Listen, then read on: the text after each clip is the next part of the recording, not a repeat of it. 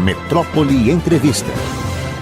Pois é, e agora, com enorme alegria, eu vou conversar com uma criatura fantástica, cientista política, socióloga, professora aposentada de ciência política da USP, pesquisadora do SEBRAP, colunista da Folha, Maria Hermínia Tavares.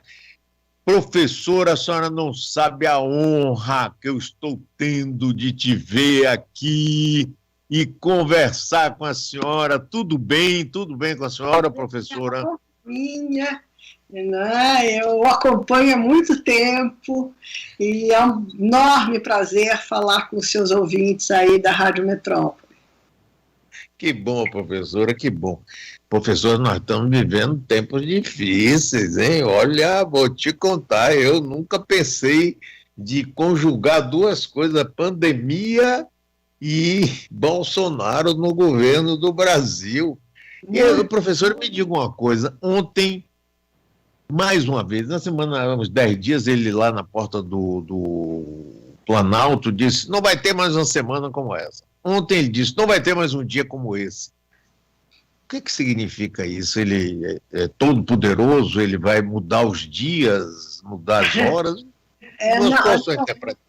O que passa pela cabeça dele ninguém sabe, né? Mas o que nós sabemos é que ele é um político que vive do confronto, vive de criar conflitos mesmo onde não tem, né? Isso já é ruim para qualquer político em cargo eletivo, é péssimo para uma pessoa que tem que governar o país, né? Um país que é diverso, que tem interesses conflitantes, etc., cujo centro devia ser exatamente aquela força que produz consenso, que produz convergência. Então, o que se passa na cabeça do presidente Bolsonaro ninguém sabe, talvez nem ele, mas a forma dele fazer política é muito daninha, porque é produzindo confronto, é ameaçando, é escalando na ameaça, não é isso? Por enquanto, as instituições têm resistido e muita coisa do que ele fala fica na fala. Agora, você sabe, né? Teve cargo de governo, etc., sabe que a fala de uma pessoa que está à frente de um governo, seja uma prefeitura, seja um governo de estado, seja um governo do país, também a retórica faz parte, também é ação, né? A fala também é ação. E o que ele produz é um enorme desassossego, eu diria, para falar o mínimo. Agora, professora, dentro da Constituição, do marco legal, porque ele foi eleito numa eleição democrática, bom, que tipo de limites podem ser impostos a ele? Porque há algum tempo a gente vem vendo que os nossos limites estão cada dia mais elásticos.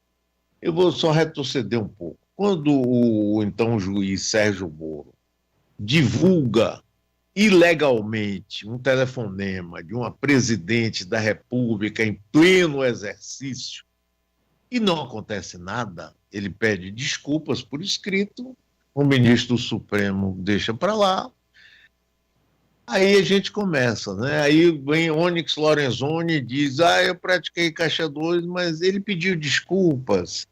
Aí elogia Pinochet, vai pedir desculpa, beneficia a Ustra, vai pedir desculpa.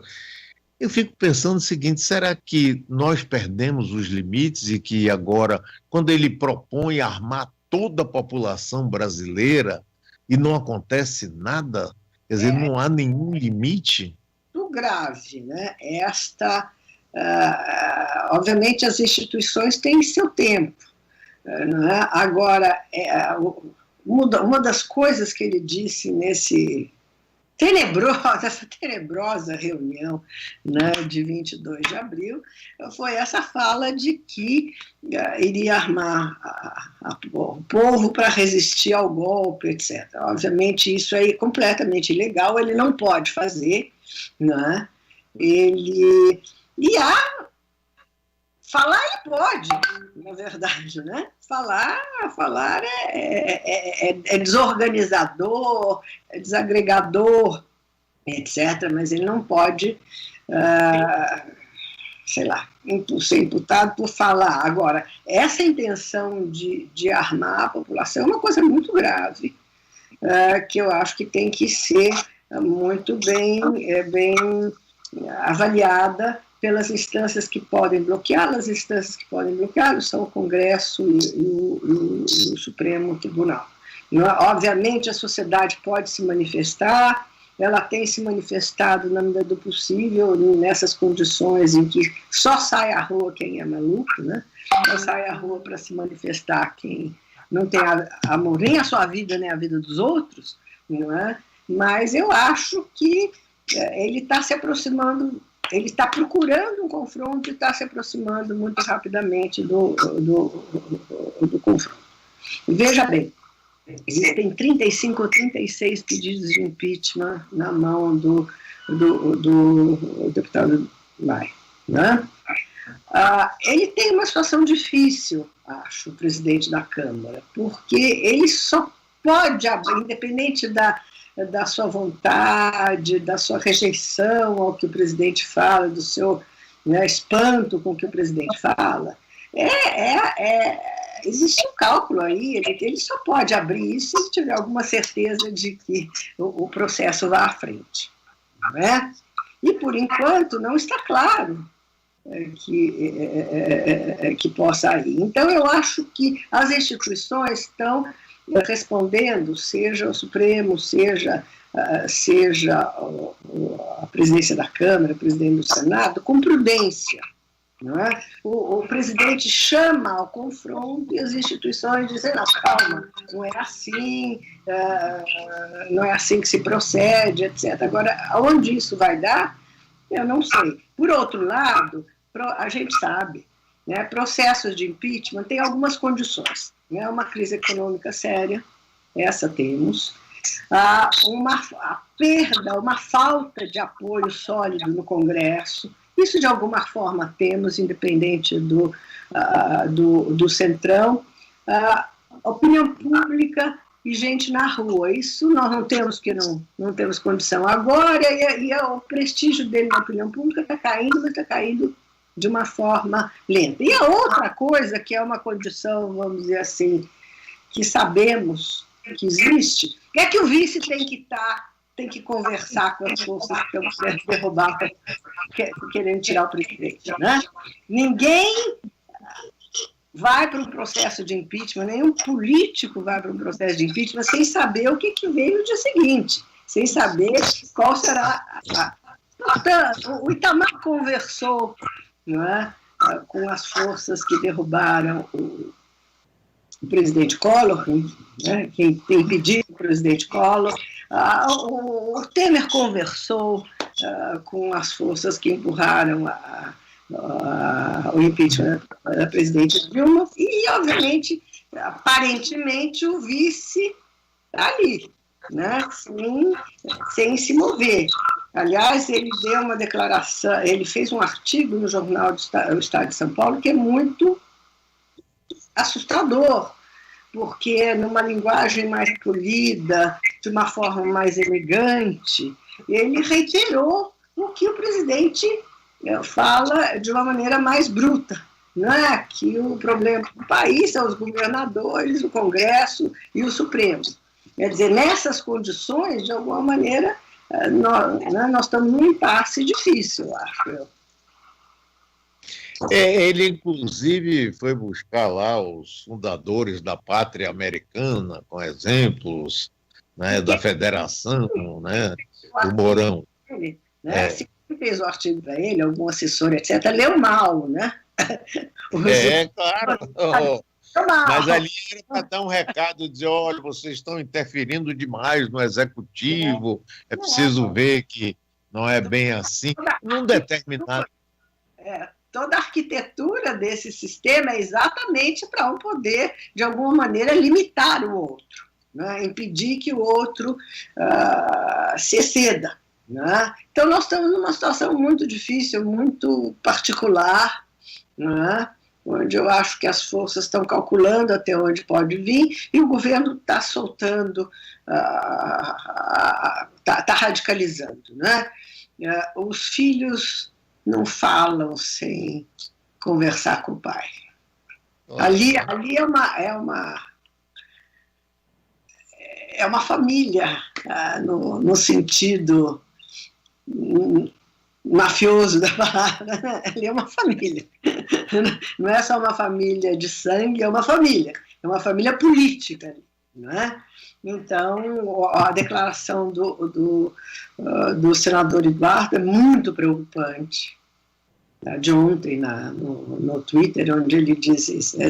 Aliás, a jornalista que me antecedeu falou isso em seu comentário, é muito preocupante, porque ele está dizendo, vai acontecer.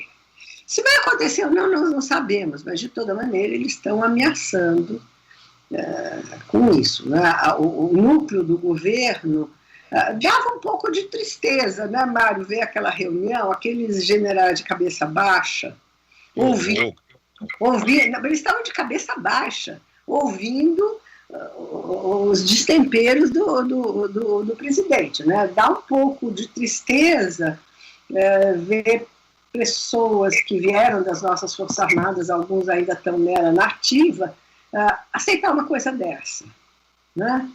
Aceitar e abaixar a cabeça, porque o general Braga Neto ficou de cabeça baixa o tempo inteiro. Se vocês forem olhar o vídeo, prestem atenção. E o general Mourão, o general Braga Neto, abaixava a cabeça de vez em quando, levantava, abaixava a cabeça outra vez, e o general Mourão ficou de cabeça baixa o tempo inteiro, enquanto o presidente dizia que ia armar a população. Dá um pouco de tristeza, né? Enfim, esse governo está comprometendo, inclusive, não é isso, o bom nome das Forças Armadas, eu diria. Pois é, eu estou conversando com a cientista política, professora Maria Hermínia Tavares. Professora, essa coisa toda que a senhora está falando me lembra o seguinte: a gente não sabe até que ponto realmente o presidente insinua que tem o apoio das Forças Armadas, mas eu até hoje nunca ouvi ninguém da Aeronáutica nem da Marinha falar. Fala aquele núcleo de generais em torno dele, não é? Esses falam. O ministro da Defesa fala, apoia o Augusto, depois diz, mas não golpe. Mourão mesmo já saiu hoje dizendo que não, nada de golpe. Eu tenho a impressão que o próprio presidente fica querendo testar para ver se ele vai ter esse apoio ou não. A gente não sabe, né, porque as Forças Armadas, como outros poderes do Estado, outras estruturas do Estado, são opacas. Ninguém sabe o que se passa lá, não é? Eu acho que nós demos um passo atrás num processo muito virtuoso desde a criação do Ministério da Defesa, que é ter um civil à cabeça do Ministério. Não é bom para o país, não é bom para as Forças Armadas que, né, o Ministério da Defesa fique nas suas mãos. A gente não sabe o que está acontecendo, a gente sabe que este governo procurou dar benefícios para as Forças Armadas, né? Seja tirando os militares da discussão da Previdência, da reforma da Previdência, seja dando um financiamento para os projetos que estão, projetos militares, né, que estão aí, inclusive, além de dar o financiamento que se imaginava que seria disperso ao longo de 3 anos, foi todo dado agora, e tem dado muitos empregos para militares, né, tanto da ativa como da reserva. O mais preocupante, naturalmente, é esse do Ministério da Saúde, porque ali ninguém está... O sistema de saúde brasileiro é um sistema muito complexo, né? A gestão do SUS ali, que envolve os 3 níveis de governo, é muito complexo, você deve saber isso melhor do que eu. E entregar isso, há pessoas que podem ser bem intencionadas, podem ter compromisso com o país, podem querer o melhor, mas que não têm a menor ideia de como funciona o sistema de saúde de um lado. Num governo que não tem nenhum respeito pela ciência e pelo que os cientistas dizem, por outro, é um risco calculado de desastre. Não é? Esse desastre que vai ocorrer na saúde pública, né? Daqui a pouco nós vamos ter 20 mil pessoas morrendo por dia. Basta multiplicar, né, o tal do R, aquele fator de contágio, pelo número de mortes todo dia, né? Está crescendo. Isso vai cair no colo das Forças Armadas.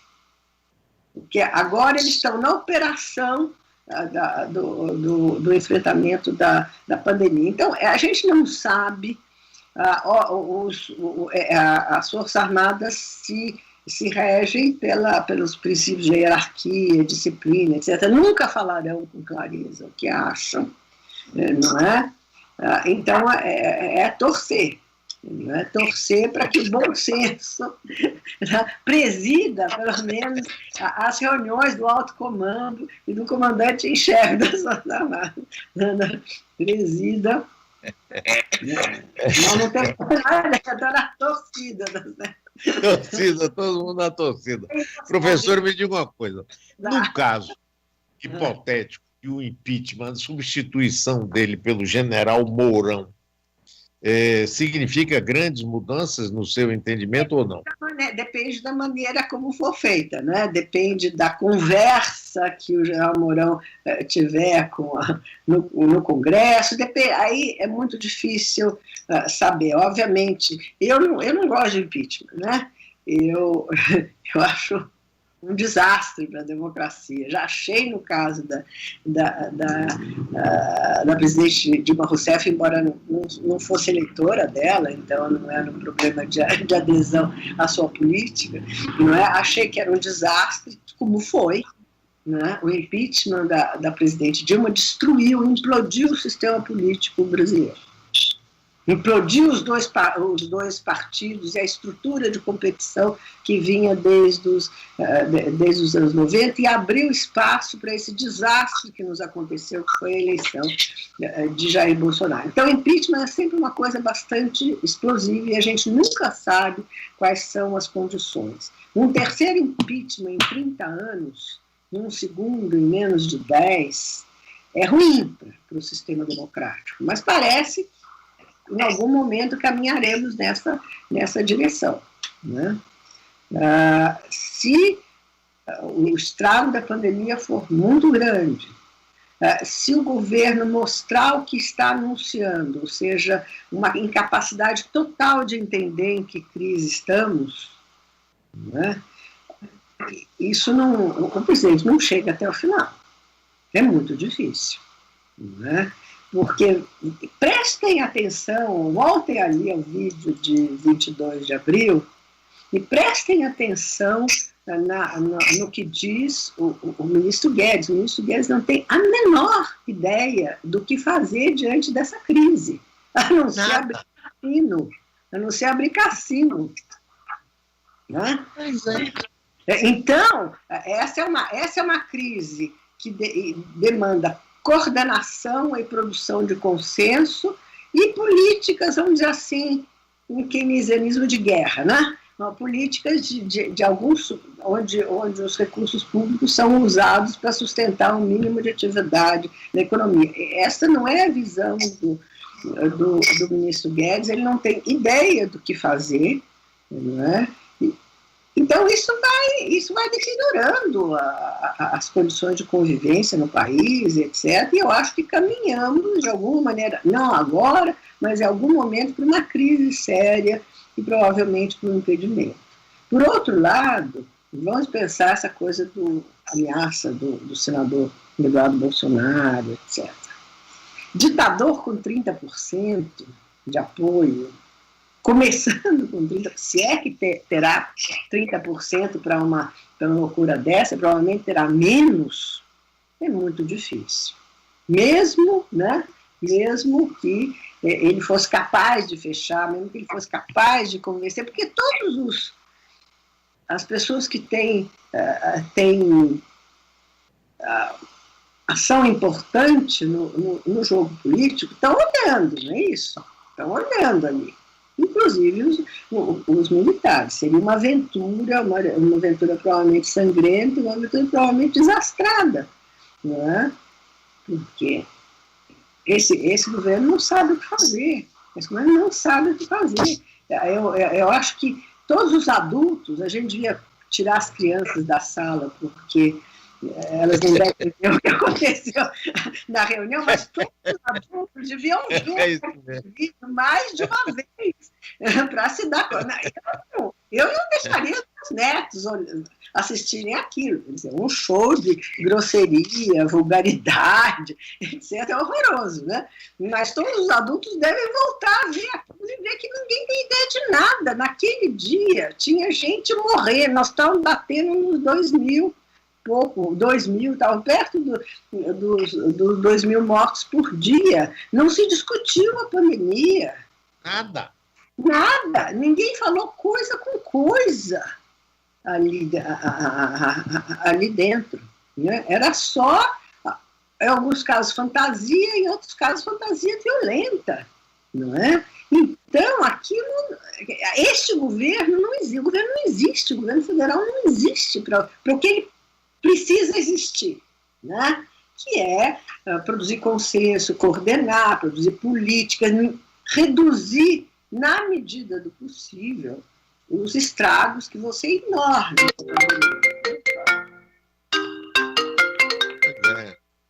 Desculpa. Eu estou conversando com a professora cientista política Maria Hermínia Tavares. Agora a gente ouviu, professora, o Posto Ipiranga dizer 3 vezes que leu Keynes no original.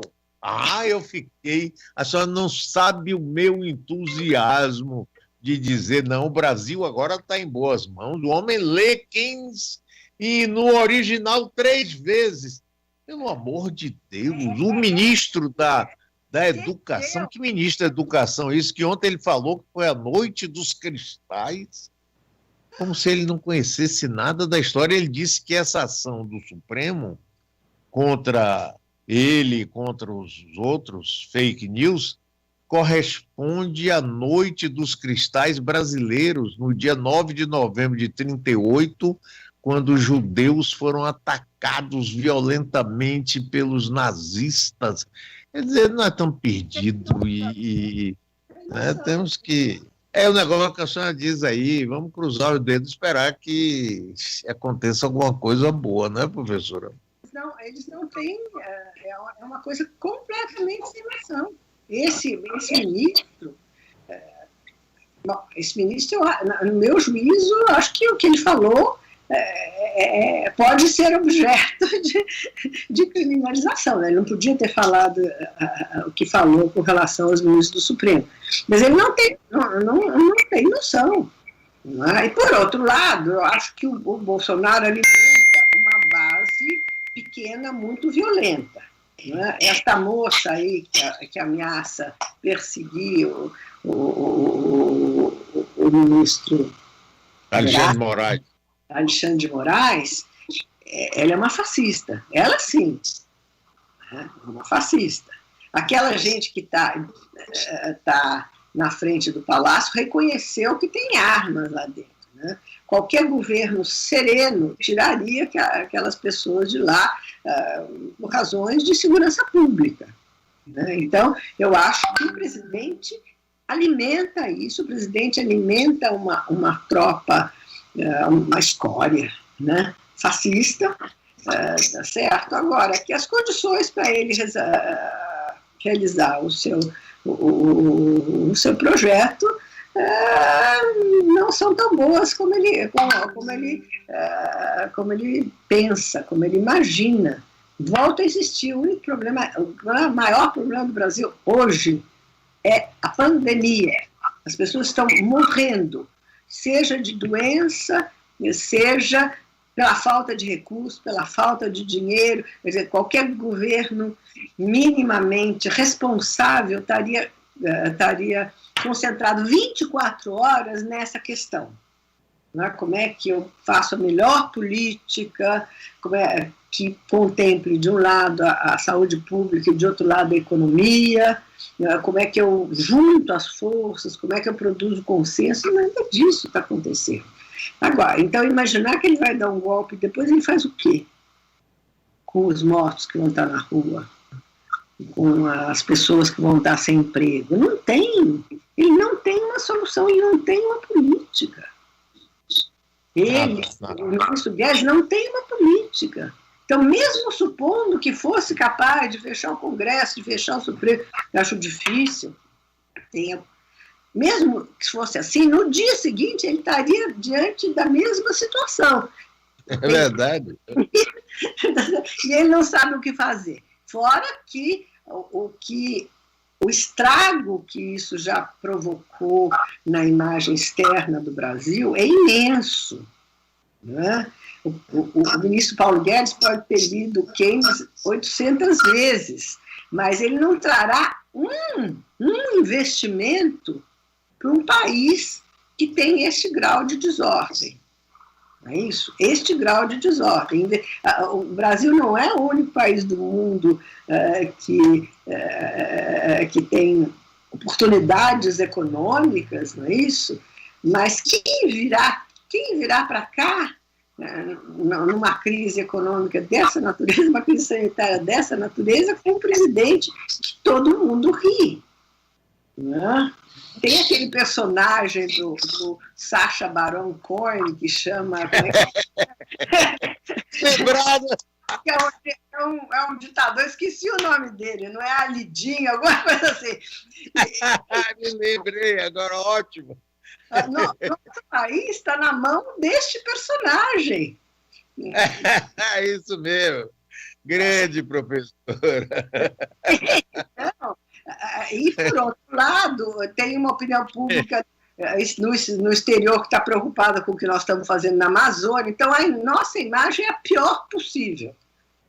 Né? Seja como lugar de investimento seguro, seja como um país que é minimamente capaz de conversar com as outras nações sobre o que fazer, sobre o nosso futuro comum. Né? E nós estamos enfrentando uma pandemia, ou seja, algo que tem uma escala global. Vamos enfrentar outros problemas, outras crises globais, algumas já anunciadas na área ambiental. Aliás, diga-se de passagem, né, o Bill Gates, desde 2015, disse vai ter um problema sanitário global. Eu vi aquele pronunciamento dele.